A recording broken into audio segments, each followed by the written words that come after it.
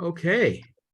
Good evening, everybody. Shalom. For those of you who I don't yet know, who are certainly joining us live, but also for those of us who will follow and watch the video and listen to the podcast, we're excited. This is a first for the Genesis 1-2-3 Foundation.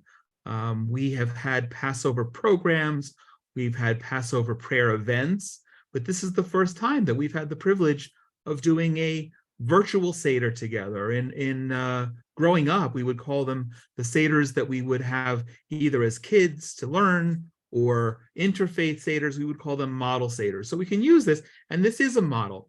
What we're doing today is giving you a taste, figuratively. You're not going to get to taste the matzah, not tonight, and there are reasons actually wouldn't do that anyway, of what the Jewish people do and have done for thousands of years, celebrating the Exodus from slavery in Egypt to freedom here in the land of Israel.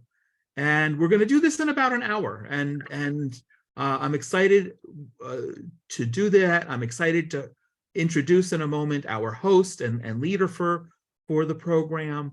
A typical Seder, you should know, including the meal, can go on and often does go on for hours. And often there's a custom, not often, there is a custom that we finish by a certain time.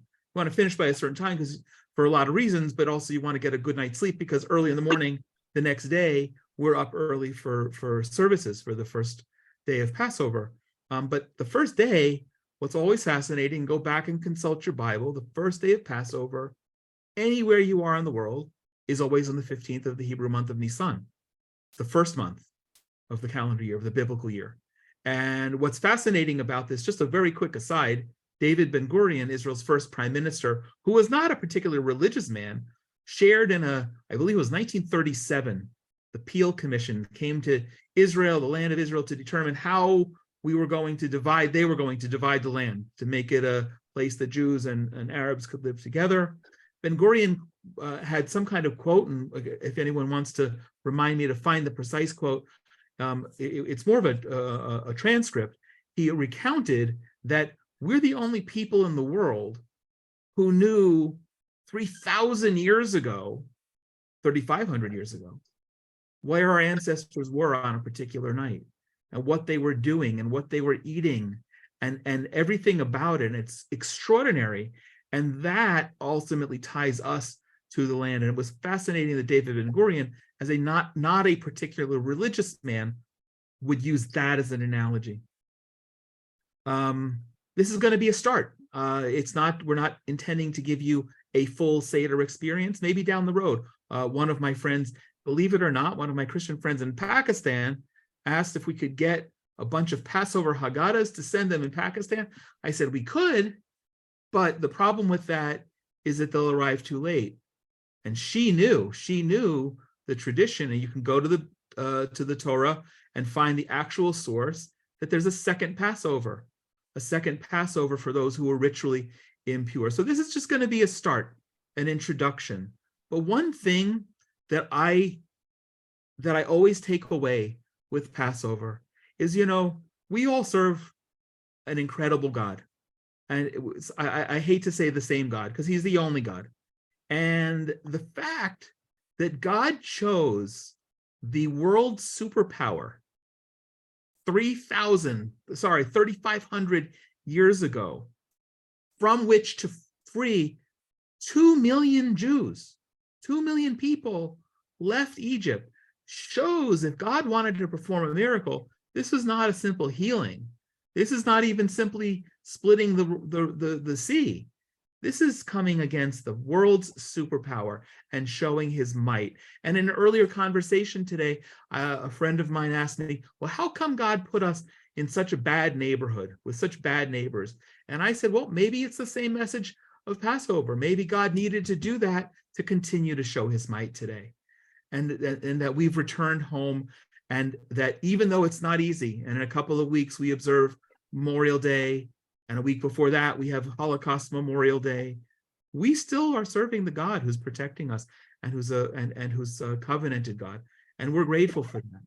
So today, Israel is thriving and surviving in spite of the challenges we face. Now, I just want to wrap up before introducing our guest and our host today's program we made especially for our friends in Africa. But of course, as is customary at the Seder table, we say, let all who are hungry come and eat. Let everyone join us. In Spanish, mi casa es su casa, right? Our house is your house. If my wife were here, she might get a little panic because she's preparing dinner for a certain number of people, but it's all good. But it was very important because in February, our guest today, Rabbi Yehoshua Rubin, was a guest and prayer leader in one of the fabulous programs we did specifically under the auspices of Africa Praying for Israel. And he was so great that people kept talking about it and still do. And he and I bounced the idea off of one another. Really, honestly, and I give him credit for this, he was so enthused by that he said, I don't remember precisely, but it was essentially, brother, I love what you're doing. I'm in. When can we do more of it? So tonight is that. Let me just quickly introduce my friend, Rabbi Yehoshua Rubin. He's the owner of a fantastic company called Kosher World Adventures, which brings Jewish travelers who keep kosher to unique points all around the world for meaningful experiences, encounters. It's more than tourism. He does really great stuff. Rabbi Rubin lives here in Efrat, where I live, with his wife, and together they have 5 children and 11 grandchildren. Rabbi Rubin is known to his grandkids as Pops, and is an active grandfather who leads a fun, active, and adventurous life. And among the fun, active, and adventurous things which epitomize his life, he's a guitar player, which we're going to hear. He's fond of cycling and ballroom dancing with his wife. And in addition to his rabbinic ordination, he's also a trained therapist. And again, for those who participated in our Africa Praying for Israel program in February, you know that Rabbi Rubin is fun and engaging and an inspired leader. And Rabbi, I'm really grateful for you to be here. I love how this table is set up because we want you are our guest, but you are the host tonight. It's figuratively as if we are all dining and celebrating Passover at your dining room table. So take it away. Well, thank you so much, Jonathan. And I'm just so thankful to you, Jonathan, for putting this all together, you know, and bringing this bridge between different people. We live in very trying times where there's a lot of separation, and here you are bringing people together. And you know, everyone knows that God is one. And so if you're looking for God, so you got to look for those unity, those people that are bringing people together.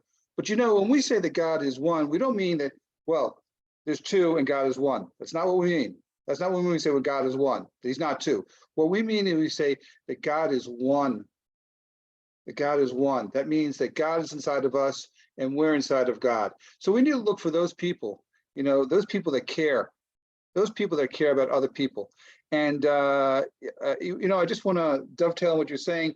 True, here you are virtually in our house. And of course, we're invited to your house. And just like Jonathan's wife, my wife will forgive me, everyone's invited. It's safe because they're not here. That's right. 12 people, 12,000 people, everyone can come. It's going to be okay. But you see, the reason why I mention it is because how do we start off the Seder? We say something really beautiful, and we say, Kol dichvin, yetev v'yechal. Now, some of you saying, well, that's definitely not English. It's true. It's probably Hebrew. It's not even Hebrew. It's Aramaic. It's Aramaic. Because when they wrote that sentence 2,000 years ago. And everyone knows that Jesus did not speak English, for sure not. He didn't even speak Hebrew. What he spoke was Aramaic, because that was the spoken language of the Jewish people 2,000 years ago. And so we say, every person who is hungry, let them come and sit at our table. And that is how we start the Seder, because that's what freedom is. Freedom is that I have enough room in my heart for you.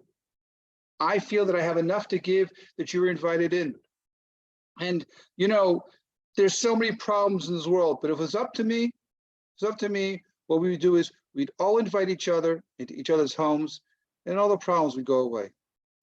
So that's how we start the Seder. We say, Kol dichvin, anyone who's hungry, yetev v'yechal, let him come sit down and let him eat with us. And that's the invitation we start the Seder. And then before you even get there, so first of all, I just want to thank Jonathan, as I said, for bringing that unity together, and and look for those people in your lives, those people that are open.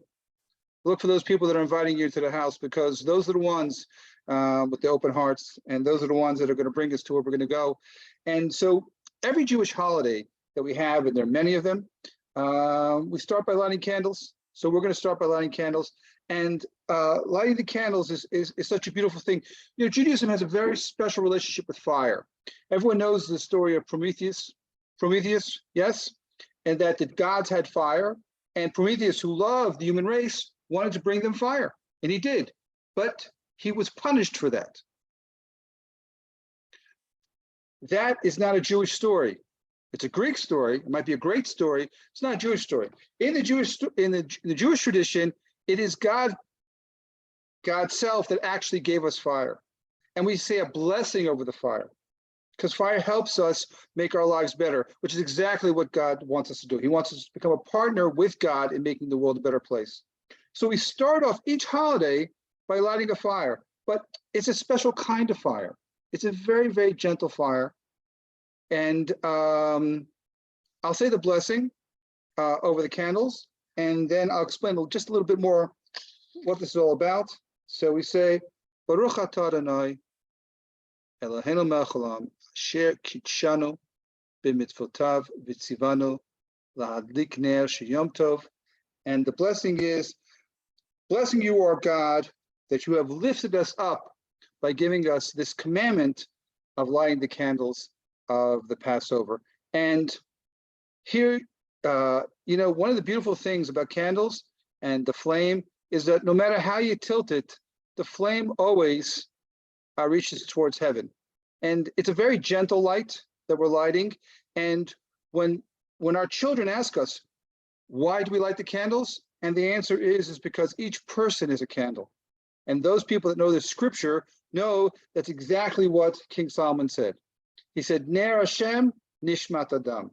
Ner Hashem, God's candle. Ner Hashem, God's candle, Nishmat Adam, is a soul of a person. And the way we start each holiday is by empowering our children and saying, you are a light. And if you can see behind me here, how many candles do we light? Well, if you count the number of candlesticks that we have behind us, you'll know how many children we have, because each child gets his light. We live in a world today.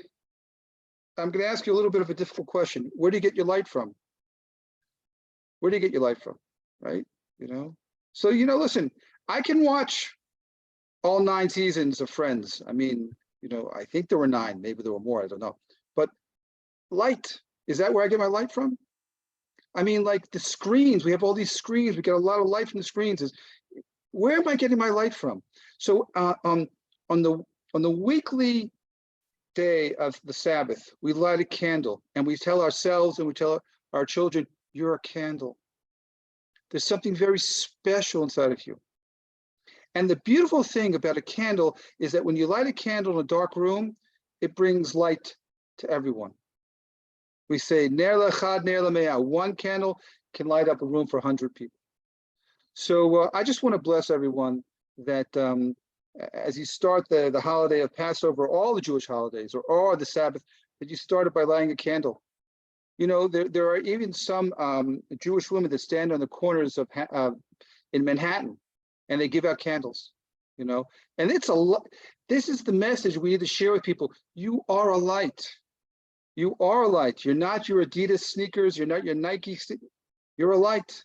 And the blessing is that we should share that light with other people. So that's how we start. And then once we've lit the candles, and it's a beautiful thing, because usually the candles are lit by the women of the house, or the men can also light. And one of the reasons for that is because it's a very female energy, a female energy of togetherness. And I can see my wife standing by the candles with our daughters, or our granddaughters, or our daughters-in-law, And it's a time where they put their arms around each other and they say the blessing. It's a beautiful moment. You know, in this war-torn world that we're living in, these moments of togetherness, so sweet, so beautiful. And it's just to remind us, that's what life is really about. Life is really simple. We're going to talk about in a second. Life is just about being together, sharing light, sharing words of wisdom. So we begin with the ceremony of lighting the candles with a special blessing. We'll talk more about blessings in a moment. And then this is a night which is incredibly scripted. It's incredibly scripted. This whole Passover Seder is scripted. This goes by a certain order. In fact, the name of this meal is called Seder. What does Seder mean? It means an order. There's a certain way of doing things. So let me explain. Let's imagine that you don't play guitar. You don't play piano. Let's just imagine, okay? So now you sit in front of the piano or in the guitar and you're about to start playing. You don't know how to play, but you're about to. But you say, I'm gonna pray now. God, please. I don't know how to play guitar. I don't know how to play piano, but please, I'm gonna move my fingers and you'll play. Okay, now you can do that. You know what God's answer is going to be to that prayer? God's going to say, no. It doesn't work that way. It doesn't work that way. There's an order. There's an order. But what the order brings beauty. There's a discipline. And that if you see someone who plays piano, incredibly disciplined, but the discipline, what beauty does that discipline bring to this world? You know, could you imagine someone says, hey man, yeah, I'm going to operate tomorrow. Yeah, where'd you go to school? You know, well, I didn't go to school. No, the discipline of surgery is that he's bringing healing to the world because of that discipline. And so this whole evening is called the evening of an order, because there is freedom to just do whatever you want, but then there's a freedom that I believe in certain things. I have certain values, and it's those values that bring freedom. Because I am free to act, because I know exactly how I'm going to act. And, you know, recently, my daughter, she's 17 years old, and she's in high school, and she had the whole class about, well, what happens if you dig a hole in the middle of the road? Are you responsible? You're not responsible. So there's all kinds of parameters to answer the question, the torts and legalities, but the conversation is so important.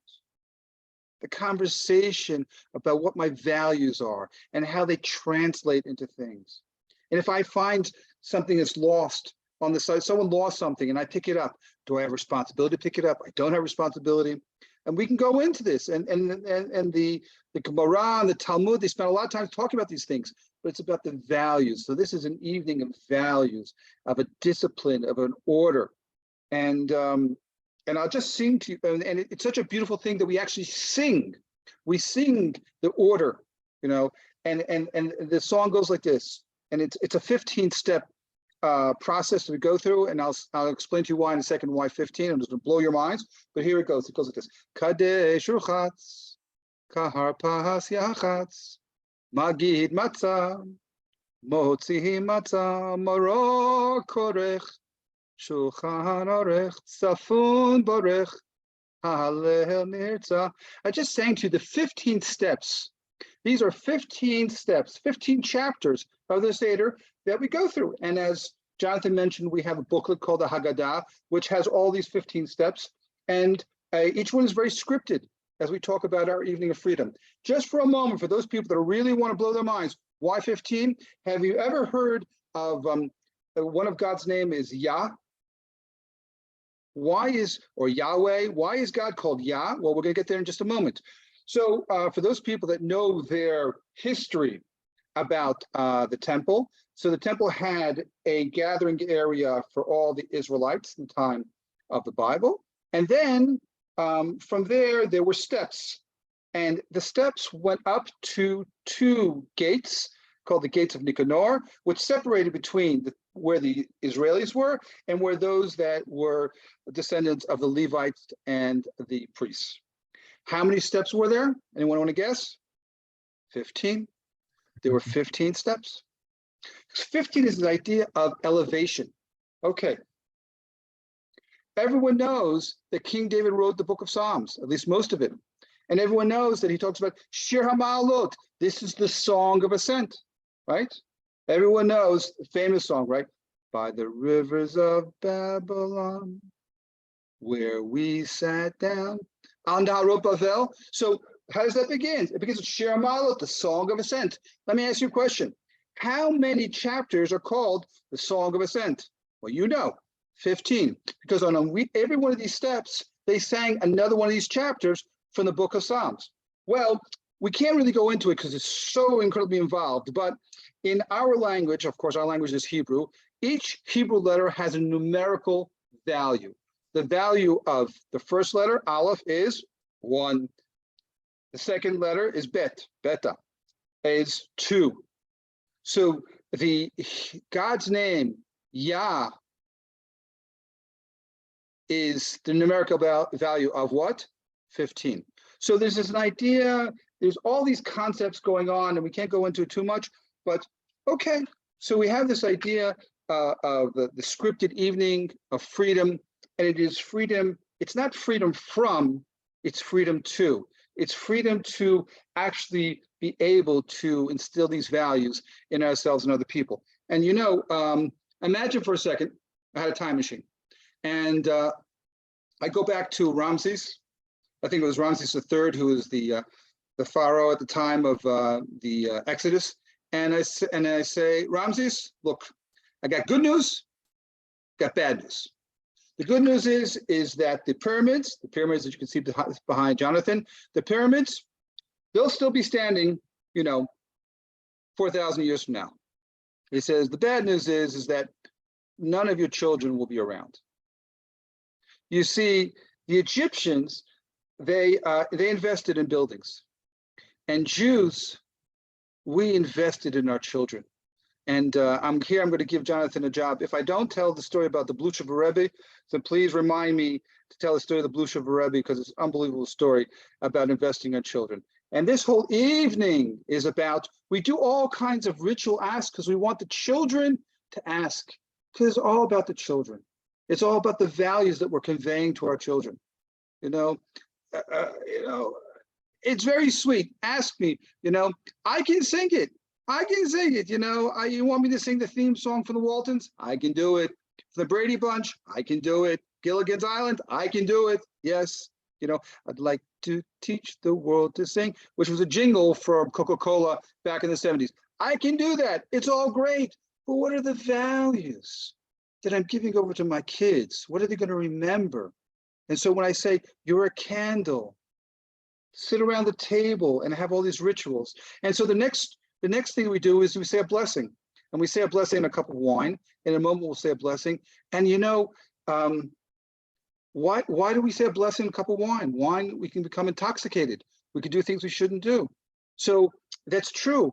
But Judaism says, I want to take the physical world. I don't want to run away from the physical world. Because one approach is a hedonistic approach. I'm just totally going to engage myself in the physical world. I'm going to eat as many cheese, as many hamburgers as I want, or whatever. Another approach is I'm going to separate myself totally from physical world, because there's no way for anyone to be special or value-based or spiritual in the physical world. So I'm just going to separate myself totally from that. Judaism takes approaches that I'm going to engage with the physical world. I'm going to get married. I'm going to have kids. I want you to know, I love the Pope. This Pope, I love him even more. I happen to agree with a lot of things he says. I only have one problem with the Pope, and I'll tell you what it is. I would like the Pope to get married. Let him have kids. Let him have a lot of kids. Can you imagine growing up in the Pope's home? Gewalt, it's like, you know, we could have like real mention, real beautiful people walking around. They could talk about my father and the way he acted, but it's a different approach. Our approach is to take the physical world and say, you know what? I'm going to drink, because when I drink, physiologically, what happens to my brain, it frees me up a little bit. And sometimes we get too stuck to this physical world. It's just going to free me up a little bit. But in that place of freedom in my mind, you know what I'm going to do? I'm going to dream. I'm going to dream about a better world. And we're going to talk about that at the end of our time. And if anyone wants to know anything about Judaism, you can sum up Judaism in just one word. You can sum up all of Judaism in one verb, and that is dream and dreaming. That's who the Jewish people are.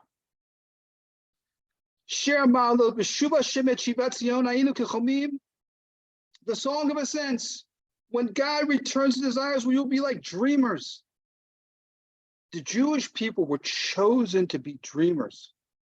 And in a moment, we'll talk about how that all connects to this night of the Seder, this night of order. So we take the wine and we say a blessing on it, and we say, God, I said, yes, help me to dream about a better future. I don't want to be stuck too much. I want to be connected to the reality of this world, but I want to be able to be elevated. And so this step of the Seder is called Kadesh, which means elevation, that I actually can pick myself up, that I can pick other people up. And you want to know who the real people are? The real people are the people that pick someone else up. That's like my whole life. And King David says, Mikimi mi'afar, God, raise me up. Give me the power to raise up other people. And you know, there are people, they know how to give a kind word. They know how to encourage. They know how to lift people up. And can you imagine, you know, it was up to me, you know, we need a new kind of army. You know, we'll get 50 million people in the army, and all they need to do all day long is to pick people up, and the world will be a better place. So we say the blessing over the wine. Baruch atah Adonai Eloheinu melech haolam borei peri hagafen. And actually, on this evening, we actually drink 4 cups of wine over the course of a few hours. And you can imagine that after you drink 4 cups of wine, you might be a little bit tipsy. And it's true. And but the idea is that something very precious is happening this evening. Something very, very, very precious.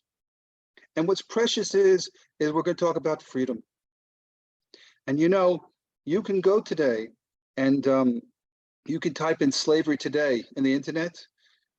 There's still slaves today. And not only are there slaves today, sad as it is, a lot of the slavery that still exists today exists in the continent of Africa. So let me ask you a very, very important question. Everyone knows my father was in the army, and in the American Army. And does anybody know what they called? My father's Jewish, of course, the rabbi. What do they call him? And he said, "Oh, Rabbi, you're an MOT." Anybody know what an MOT is? He's a member of the tribe. So he said, okay, why did God choose us? Let me tell you a little secret. God choosing us, it didn't do us so well. Everyone tried to kill us throughout all of human history. I mean, choose someone else. Cup, leave me alone, choose someone else. But that's not the case.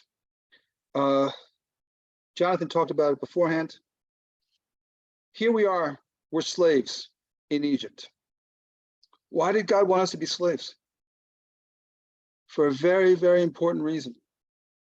There is one commandment in the Bible that repeats itself more than any other commandment. It repeats itself 32 times. And 32 is a numerical value of the word lev, which means heart. 32 times we are asked to open our heart to the poor, to the orphan, to the widower, to the stranger. And what God did on a meta-historic level, he took these people, the Jewish people, and said, I want to imprint on your psyche what it means to be a slave, what it means to be a stranger, what it means to not fit in.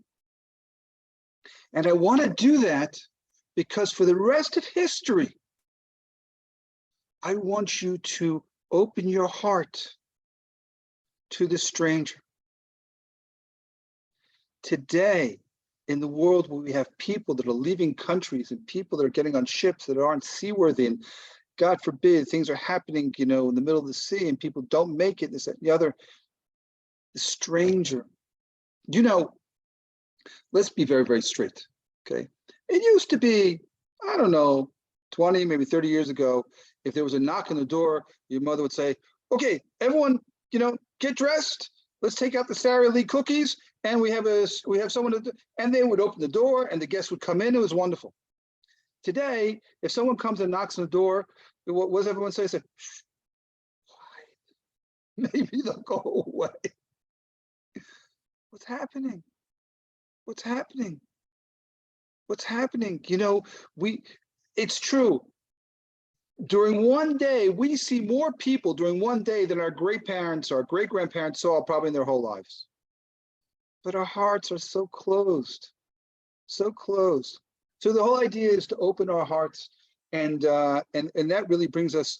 We talked about Kadesh, and the next part of the Seder, as you can see over here, is called Urchatz, and Urchatz is the washing of the hands. And why are we washing of the hands? Is because whenever you do something important, it's just like scrubbing up before surgery. Before you do anything, something important, you wash your hands. You want to make sure that you have your mind and your heart are in the same place. So we take a little water, and usually it's customary that someone else washes your hands, because that is the the way that free people, they have someone that's serving them, the washing of the hands. And it's a symbolic act of washing the hands. It's a symbolic act is that I have clean hands and I have a clean heart. And with these clean hands, now I can begin the Seder. And so we've lit the candles, we said the blessing of the wine, we washed our hands, and now we actually enter into the ritual of the Seder itself. And the first thing we do is called karpas. Karpas basically means, you can see over here, you take some kind of green vegetable. It could be anything, it could be cucumber. There are those people that use potato, because in Russia, there really was nothing green. And what you do is you take it and you dip it into salt water, and I'll explain why in a second, and you say a blessing. And here, so beautiful. I mean, maybe it's just unbelievable beautiful. It's really beautiful. In the Jewish tradition, there's a blessing you say before you put anything in your mouth. Ice cream, gum, hamburger, pizza, everything, pasta, you name it, wine, everything. And what are we saying? What are we saying to ourselves? We're saying is that the world is a blessing. What's the experience to walk around the world, and that I have the power to say a blessing over the world? And not only that, there's a blessing you can say for thunder. There's a blessing you can say for beautiful things in the world, for smells. It's an unbelievable thing. It's unbelievable. And so to be actually, and we say to our children, eating is a blessing. How many of us play backgammon while we're eating? How many of us watch videos of cats on Facebook while we're eating? And to be able to say a blessing over this world, and to realize this world is a blessing. It's a blessing that we can share. So we take this green vegetable, and green symbolizes the spring when the Passover Seder happens. It also symbolizes rebirth and the birth of the Jewish nation. So it's a symbol of freedom, of rebirth, beautiful. We dip it into salt water. And why do we dip it into salt water? Because salt water reminds us of tears. And it reminds us of the tears that we had, but it also reminds us of the fact that we were freed, but in order for us to be freed, other people, in this case, the Egyptians, got hurt. So it's a beautiful thing. Why is it beautiful? It's because it's complex. We want our children, we don't want them to think in black and white. We want them to be thinking in a more complex fashion. Were we happy? Did we have to do what we did to the Egyptians? Yes. Are we happy about it? We're not happy about that. So is it complex? Yes, it's complex. And I want you to think in a complex way. So it's a mixed symbols. And as Jonathan said, we're not going to go, there are many mixed symbols, but just but this is one of them. So we take the symbol of hope, green, spring, rebirth, and we dip into the salt water and we say a blessing on it. Baruch atah Adonai, Eloheinu melech haolam, borei pri adama.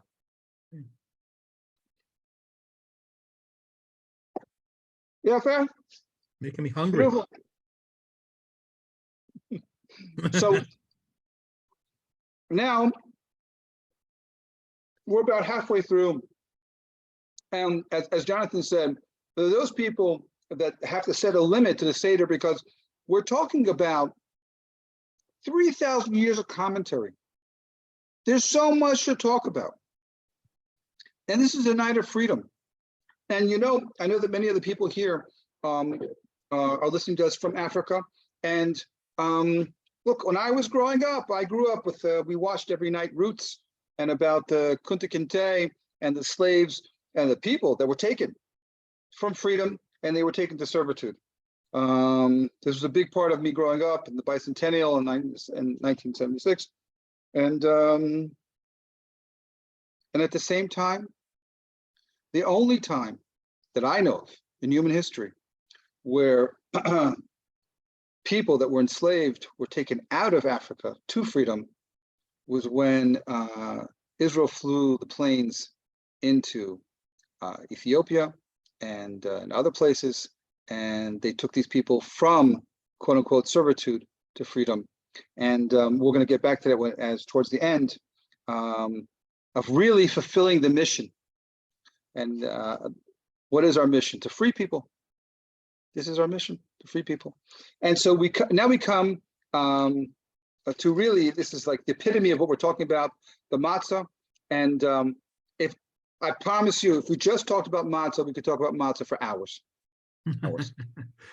So, but what is matzah? Okay, everyone knows that the Jewish people, when they had to leave Egypt, they had to leave very quickly. They left very quickly. They left so quickly, they didn't have time to actually bake bread. And so it didn't have time to rise. And so we have matzah. So what is this? This is bread, quote unquote.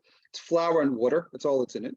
And it's baked so quickly, less than 18 minutes. It comes out like this, okay? This is an incredible Jewish invention. Why? Is because it's baked stale. It's the only food that's baked stale. That's it. Be that as it may, let me ask you a question. Without making a big miracle, you know what, God? Give the Jewish people a little more time. Give them an extra half hour. Give them an extra hour. Make the Exodus and a little longer, so we can have nice French baguettes on Pesach. Why do we have to eat this? So there's a symbol over here, which is an incredible symbol. It's an incredible symbol. What's freedom? This is the symbol of our freedom. This is it. It's a symbol of freedom. Why is the symbol of freedom? Let me ask you a question. You go to your closet. You open up your closet. You look at the bottom of your closet. How many pairs of shoes do you have? 1, 2, 3, 4, 12, 2 dozen. You go to your closet. You have shirts. How many shirts do you have? Let me ask you a question. You got one torso. How many shirts can you have? 5, 6, 30. We live in a world where we have so much. Everything is expansive. One of the big blessings of this evening, as you can see, the Seder plate, which is on this stand. And the good thing about this, it's hiding my stomach because it's too much. It's too much. Ben & Jerry's, 2 Jews, they're fattening up the whole world. Everything is like so much. What's freedom? Freedom is simplicity. Simplicity. It's just simple. What do I need? I need a hug. What do I need? I need a kind word. What do I need? I need someone to care. It's just so simple. Life is so simple. What do families need? They need to have dinner together without cell phones. Okay, before they start needing therapy and I don't know, they just need to sit and eat together. It's so simple. And life gets so complicated with so many kinds of additives and more and more and more and more and more. It's just so simple. And so this is a symbol of freedom, because that's all I need. It's all anyone needs, the simple things in life. And it's called matzah, and it's a symbol of freedom. And what do we do with the matzah on this night? And we do something which is really, really remarkable. We take the matzah and we break it. We break it. And why do we break it? The symbol of freedom. And I'll tell you why. It's so beautiful. It's unbelievable. It's because I'm broken. Do you know why I'm broken? Because you're not free. That's why I'm broken. You know how it works in Judaism? Do you know when you get into heaven? You can't get to heaven. Oh, you can't. You know when you get into heaven? There's only one way to get into heaven, when everyone gets into heaven. That's what it works. Like for us, it's not about the individual. It's also a person needs to be ethical, but it's about the nation. It's about the universe. It's that there's one God. There's one God. That means there's one parent. There's one parent that we're all God's children. We're all God's children. And you know what? There are people that are not free. God, I don't even have words for what's going on in the Ukraine. My God, I don't even have words. Young girls, 14, they're being sold into who knows what's going on. I mean, you just look at the internet. There are people that are not free. It's got to break your heart. We take the symbol of freedom. You know how many years we've been breaking matzahs? From the very beginning, because we said, yes, we're happy we're free, but we're not going to be happy, totally happy, till everyone is free. That's what we need to do. We all need to, wear these, those safety vests you wear when you get out of your car, so you won't be, yellow or orange. We need to distribute like 100 billion of those and just like become the freedom people, to free people. So we take the symbol of our freedom and we say, as much as we're happy that we are freed, at the same time, we're sad. And this is again the idea of taking a symbol and the complexity of being both happy and sad at the same time. And so at this point in the Seder, we're going to talk about three more things.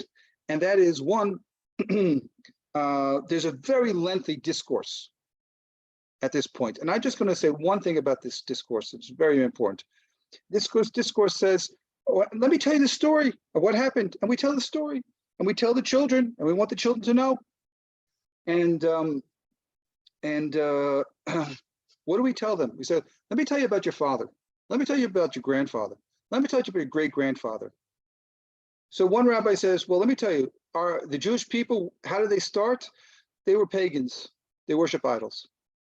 And the other opinion says, no, tell your children that they were slaves in Egypt. Bitchila hayu ovdei avodah zarah. Bitchila hayu avadim lefaro Mitzrayim. Really? Really? Is that the kind of story you want to hear about your grandfather? That he was a pagan? That he was a slave? But here is the unbelievable message of Judaism. Judaism is all about that we can change. This is where we are, and this is where we become. Let me ask you a really, really fundamental, basic question. It's 1944 in the cold winter in Poland, in the concentration camps in Auschwitz.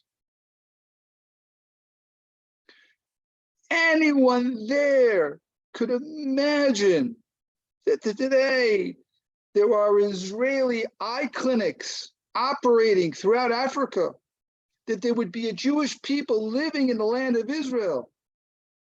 It's unbelievable. Now let me tell you something that's even more unbelievable than that.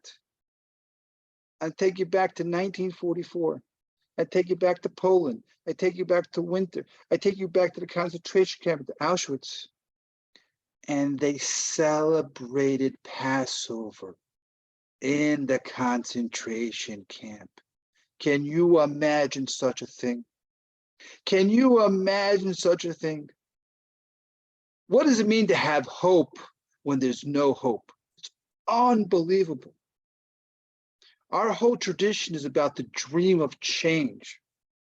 And here, as we begin to bring things to an end, I asked Jonathan to remind me to tell the story of the Passover Rebbe, and I'll tell it now. The Passover Rebbe was in the concentration. Don't forget to tell the story. Thank you very much. So he wasn't in Auschwitz, but he was in a different concentration camp. And the commandant of that camp was very interested in Judaism. And he would ask him questions. He would call him, "Hey, Rabbin," Mr. Rabbi. And so because there was some kind of conversations that the rabbi could have with the commandant, so before Passover, he said, "Listen, I don't know if it's possible, but you've asked questions, and we really need to make matzahs. We need to make matzahs. Can you imagine to make matzahs in a concentration camp where they're burning what you got the Jews? That's unbelievable." So he says, "What do you need?" He said, "I need a sack of flour, some water, and a little oven." The commandant didn't say anything. He walked away. Fine. The next day, two people call out of roll call. When they come back with a sack of flour and this little earthen oven. Fine. That night they made matzahs.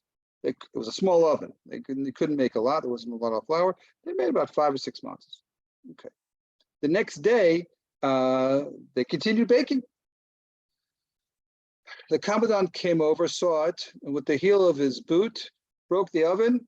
It was clear he didn't want them to do any more than that. So they had like 3, 4, 5 matzahs. That's what they had. That's what they had. So now they asked the rabbi, the Passover Rebbe, well, who should eat the matzahs? So he said, well, you should let the people that made them, and they, there was definitely an issue of maybe endangering their lives by making the matzahs. They should eat the matzahs. And it happened to be that there was a separation between the men's camp and the women's camp, and from the women's side there was someone yelling out. And so the rabbi went over to hear what she's yelling out. And she's yelling out in Yiddish. I don't know the Yiddish. She's yelling out, "No, give it to the kids. Give it to the kids, because we don't know if we're going to survive, but let the kids have a taste of freedom. Let the kids have a taste of freedom." And I know everyone's beautiful, 100%, but let me tell you something. The children in this country of Israel, beautiful, just beautiful. I bless everyone. You should come to Israel and you should see the children here, just beautiful, earnest, idealistic, giving. It's just beautiful. The children here, they grow up, some go into the army, others go into national service. For you that don't know, national service, you spend a year or two. It's like the Peace Corps that JFK started. They go, they service for 2 years, they help out people. It's unbelievable. Okay, so as we bring this to end, we're going to do 2 more things. We have on our Seder plate, we have another cup. As I said, there are 4 cups, but this is called the cup of Elijah the prophet. And it is the cup of hope. And when we drink from this cup, we open the door to actually bring in the salvation, bring in the messianic times, bring in the times where things will be better, bring in the times when the Jewish people will return to the land of Israel. And here is a beautiful thing. My wife started a tradition. Of course, around the Seder table around this, you might have, 3 people, 5 people, you might have 10 people, 12 people. Usually there's more like 20 people sitting around the table, and everyone takes a little of their wine and they pour it into the cup of Elijah. And the message being is that together, we are going to bring salvation to this world. Together, we're going to bring the messianic times where people can live together. And so it's another beautiful aspect of our ritual, the cup of Eliyahu. And then while there is much more to say. We'll end with the way we end the Seder, and that is we say L'Shana Haba Yerushalayim. We say next year in Jerusalem. And let me tell you an unbelievable story. Unbelievable story. They were the Ethiopian Jews were brought to Israel. As I say, from slavery, they were brought to freedom. And they are in Tiberias. Tiberias is right next to the Lake of Kinneret in the north part of Israel. And they put them in like some kind of hotel, and they're there. And they're there for about a week. And after a week or so, they were very upset about something, and they all go into the auditorium, and they're all there. And the representative of the Jewish agency came and said, "Tell me, what's the problem?" He says, "I'll tell you what the problem is. It's very nice. You brought us to the land of Israel, and you set up in a hotel. We're very, very happy." I said, "But we didn't come to Israel to come to Tiberias. We came to Israel to come to Jerusalem. We came to Israel to come to the temple." So the representative of the Jewish agency is listening to this, and he says, he realizes that they're not talking about the second temple. They're talking about the first temple. And he says to them, "I'm very, very sorry to tell you, but the first temple was destroyed in the 6th century BCE. And then the Jews were exiled to Babylonia, more or less Persia of today. And then they came back, as talked about in the Bible, in the book of Ezra and Nehemiah and the book of Chronicles. And then they built a second temple. But sad as it is, that too was destroyed in the year 70. And so there is no more temple. Now listen to this. Without anyone having to tell these Ethiopian Jews, they all sat down and they ripped Kriya. When you were in mourning, Jewish tradition is you rip your top shirt as an act of mourning. This demonstrates to you the love, the dedication that the Jewish people had to come back to their land of Israel. It's unbelievable. There is no other people that have been hunted, persecuted, killed, I can't even say the words, and yet came back to their own land. And so we end the Seder by saying next year in Jerusalem, and here, let's just say a little more than that. What does Ezekiel say? And we'll end with this. Ezekiel says, in the vision of the dry bones, chapter 36, what does he say? And I will open up your graves. You see a vision of the dry bones. Let me ask you a question. Have you ever seen a vision of Jews as dry bones? I have. Have you ever seen the picture of what the Jews looked like after the Holocaust? It was dry bones walking. And God says, Ezekiel, I want to open up their graves. Open up the gates of Auschwitz and Majdanek and Treblinka. And I will give you new flesh on your heart. And I will bring you back to the land of Israel. My dearest friends, we're living in historic times. Historic times. A prophecy that was written probably around the 10th, 11th century BC has coming alive. It's came alive. Where has it come alive? It can only come alive in one place. As much as I love Kansas and Wichita and everywhere in the world, Israel. There's something special happening. And I know that Jonathan feels very deeply about this. And he's sharing this beautiful gift with everyone. So everyone is coming back. You're all invited to come to my house, to Jonathan's house. If there's not enough room, we'll do a picnic. We'll do it in the park. And we'll end by everyone sings by saying the song, next year in Jerusalem, this year in Jerusalem, and we sing together. L'shana haba b'Yerushalayim, L'shana haba b'Yerushalayim habnuya, L'shana haba b'Yerushalayim, L'shana haba b'Yerushalayim habnuya, L'shana haba b'Yerushalayim, b'Yerushalayim habnuya, L'shana haba b'Yerushalayim, b'Yerushalayim habnuya. Beautiful. Rabbi Rubin, amazing. You know, what's amazing is that we sit on the outskirts of Jerusalem. We can see Jerusalem from our homes here in Efrat. But even in Jerusalem, they sing next year in Jerusalem, let us be returned and Jerusalem rebuilt. There's so many symbols.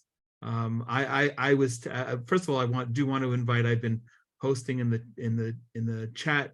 Anyone who has questions, let's please use the Q&A to do that. But there's so many questions I have, which get really even beyond the bigger tradition and even something more personal. Like I'm looking at your Kiddush cups, the beautiful silver cups.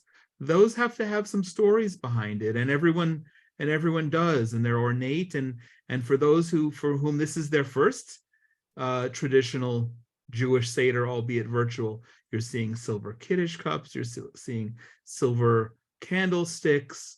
There's a tremendous amount of symbolism, and Rabbi Rubin did something that I'd never seen today, and it just underscores that everyone comes with their own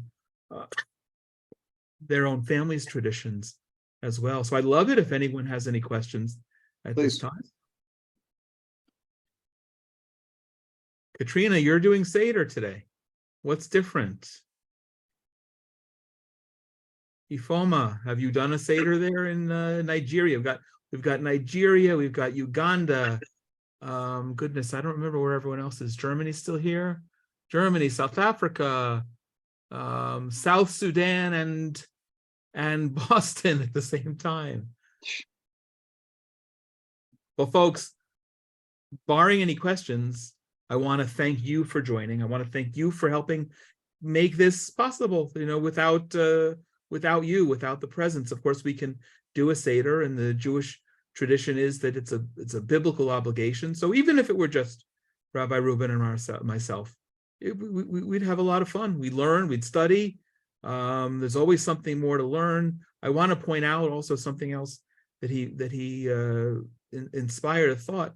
You know, I sent to each of you a Passover Haggadah, a virtual one.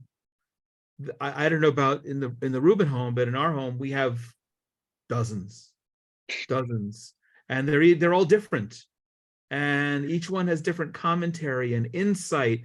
The core is the same. The 15 steps of the Seder, same. We all do that, and you do it in the same order.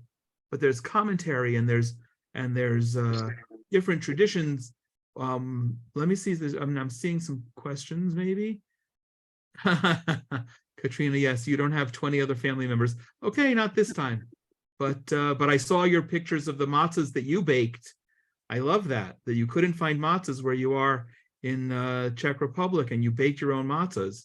Nina, you're welcome. Thank you for joining. Rabbi Rubin, yes, it was very meaningful.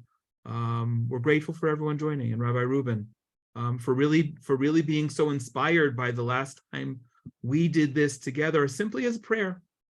Our prayer was sort of answered, yes and no. Israel's representative in the UN, from to the EU, African Union, excuse me, was unceremoniously kicked out of a session a few days after we did our last program together. But thank you for being so enthusiastic about what this means, our relationship with Christian friends and building bridges as we are. Let me just give one last look and see if there's any more questions. I do. Yeah, Edward, thank you. I'm glad. I'd love to hear what you do. If you do a Seder with your family, the operative word there is family. You got to involve your children.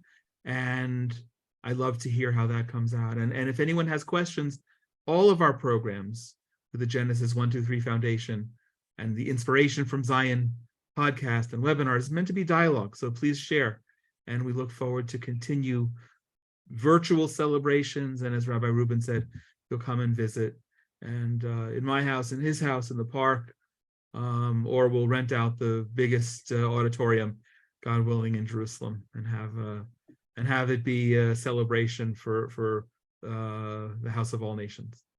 Barring anything else, I want to thank you all.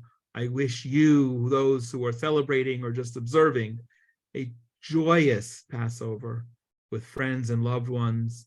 For those who are celebrating Easter, this year it overlaps, that it should be joyous and meaningful to you as well. And Rabbi Rubin, thank you for joining, for hosting, for leading, and for inspiring. Thank you. It's been a pleasure. Thank you so much. God bless you all. God bless. God bless. Bye. Bye.